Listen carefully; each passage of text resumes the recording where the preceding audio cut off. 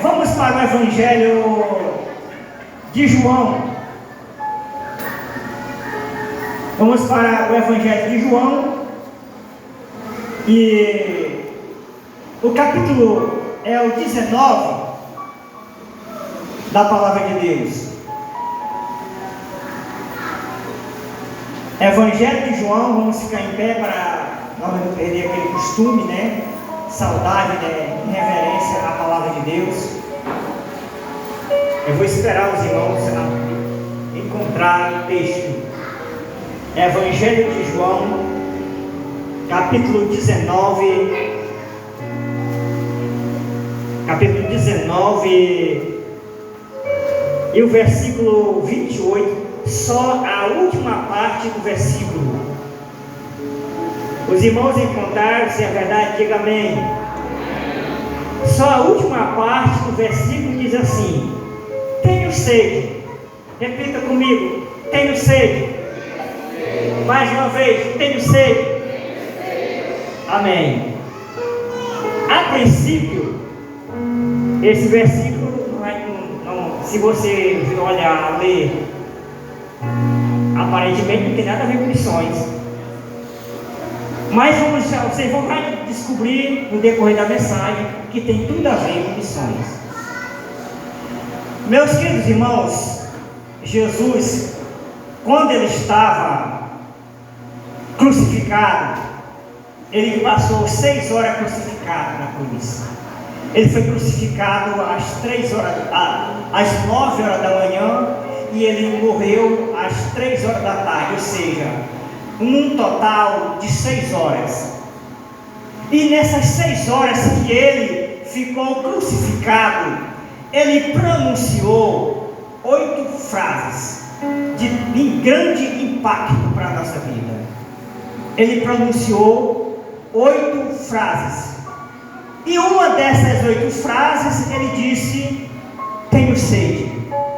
Tenho sede.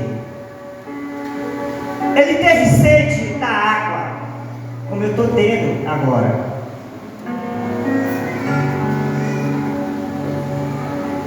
Ele tem sede da água. A água é um bem para a nossa vida. É um bem. E apenas só 3% de toda a água do planeta Terra ela é potável. A água boa para matar a sede. Jesus teve sede da água. Porém, eu quero aqui falar de uma outra sede. Uma sede que todos nós temos que ter. A sede. A primeira sede que eu e você temos que ter, se queremos fazer missões, é a sede da Palavra de Deus. Sem a sede da Palavra de Deus, não temos como evangelizar. Sem a sede da Palavra de Deus, nós não temos como ganhar as almas. Nós não temos como pregar. É necessário que eu e você tenhamos sede da Palavra de Deus. Tenha sede todos os dias da Palavra de Deus. Porque o escritor de Hebreus, ele diz no capítulo 4, versículo 12, que a Palavra de Deus ela é viva e eficaz, e ela é mais penetrante do que uma espada de 2 gumes. Ela penetra na alma, ela corta no meio, ela corta primeiro o pregador e depois aquele que está ouvindo. Ela é uma espada de 2 gumes, ela penetra na alma, juntas e medula, e ela é apta para discernir os pensamentos e as intenções do coração. É por isso que você tem que ter a sede da Palavra de Deus. Tenha sede da palavra, porque ela é viva. Jesus disse no Evangelho de João, no capítulo 6, versículo 64, que a carne para nada presta, para nada se aproveita, mas as palavras que eu tenho dito, elas são espírito e vida. A palavra é espírito, a palavra ela é vida. Tenha sede desta palavra, porque Jesus disse que ela é vida. O seu prazer está na lei do Senhor e nela medida de dia e de noite.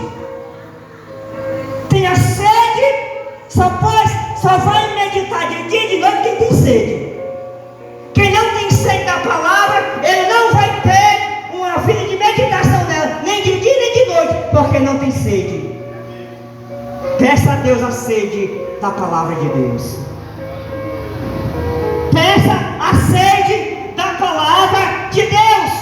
Palavra essa maravilhosa, palavra que corrige, que exorta, que ensina.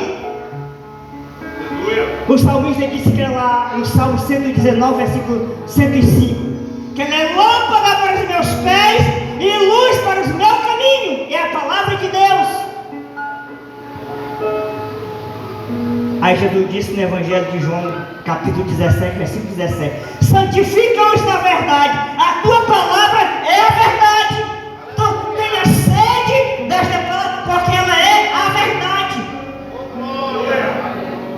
Tenha sede desta palavra. Nós não comemos todo dia o alimento físico, então tem que comer todo dia também a palavra. Lá no capítulo 1 do livro de Ezequiel, ele teve uma visão de um rolo de livro e Deus disse: come este rolo, porque ela é a palavra de Deus, para comer a palavra de Deus. O alimento espiritual é a palavra de Deus.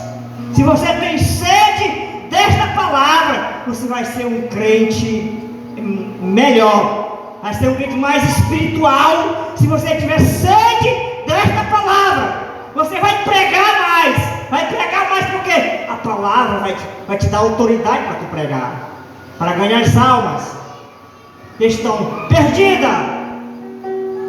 Vamos avançar, que as horas passam. A segunda sede que eu e você temos que ter, porque sem ela também não dá para fazer missões. Tenha sede da oração. Tenha sede da oração. Sem oração, o crente se torna um crente vazio. Cristão que não ora, eles carregam fardos pesados do amanhecer até o anoitecer, porque não oram. Eles carregam um fardo pesado, porque não oram. Jesus, ele tinha sede da oração. Ele vivia em oração. Ele orou até crucificado.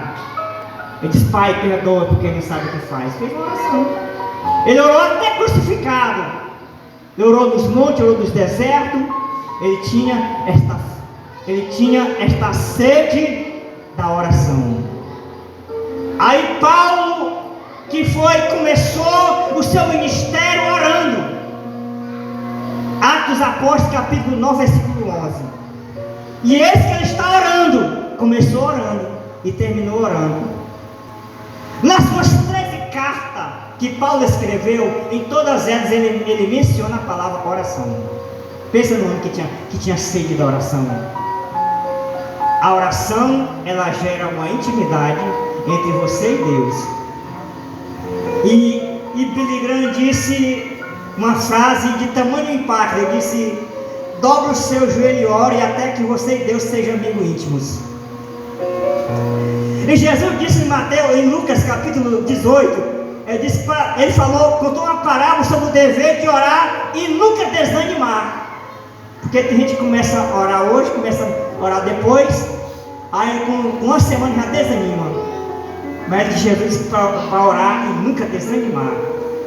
Aí Paulo, ele reitera no capítulo 5, versículo 16, ele disse: orar sem cessar. Aí eu entendi que a oração, ela nunca termina aqui na terra. Orar sem cessar. Pensa numa sede, orar sem cessar. E como é que é isto? Orar sem cessar. Você ora hoje, você ora amanhã, você ora depois. Terminou janeiro orando, começa em fevereiro orando, vem março, vem abril. aí chega dezembro orando. E quando é que vou terminar a oração? A oração só termina quando você morre ou quando Jesus vier buscar a igreja. Mas enquanto você estiver vivo, você vai ter sempre que orar. Porque só tem dois caminhos. A oração afasta o pecado ou o pecado afasta a oração. Os dois não andam juntos. Mas quanto mais você orar, mais santo você vai ser. Quanto mais tu orar, mais longe do pecado tu vai ficar. Porque a vida de oração, ela traz uma repugnância do pecado. A oração, ela faz com que você tenha nojo do pecado. Então, tenha sede da oração.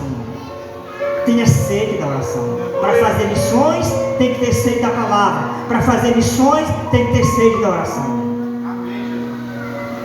Aí Jesus disse, Mateus 5, versículo 6, que bem-aventurados são os que têm sede e fome da justiça, porque eles serão fartos. Tenha sede da justiça. O que é justiça? Justiça é tudo aquilo que é de direito. Justiça é tudo aquilo que é em conformidade com a lei, que preserva a vida, a sede e a fome. Tenha sede e tenha a fome da justiça. Aí o salmista no Salmo 2, a minha alma tem sede de Deus, do Deus vivo.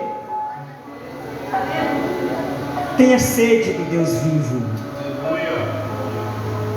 Tenha sede